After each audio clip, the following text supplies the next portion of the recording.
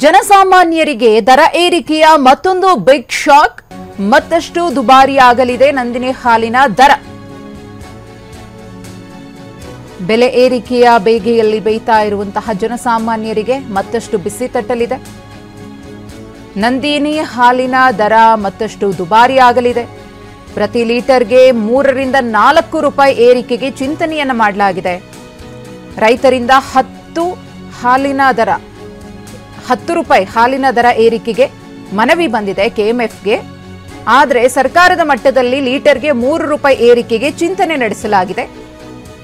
ಕೆಲವೇ ಕ್ಷಣಗಳಲ್ಲಿ ಸಿಎಂ ಸಿದ್ದರಾಮಯ್ಯನವರ ನೇತೃತ್ವದಲ್ಲಿ ಸಭೆ ಕೂಡ ನಡೆಯುತ್ತೆ. ಹಾಲು ಒಕ್ಕೂಟದ ಅಧ್ಯಕ್ಷರ ಜೊತೆ ಸಿಎಂ ಮೀಟಿಂಗ್ ಅನ್ನು ಮಾಡ್ತಾರೆ. ಸಭೆಯಲ್ಲಿ ಹಾಲಿನ ದರ ಏರಿಕೆಯ ಸಂಬಂಧ ನಿರ್ಧಾರವನ್ನ ತೆಗೆದುಕೊಳ್ಳಲಿದ್ದಾರೆ.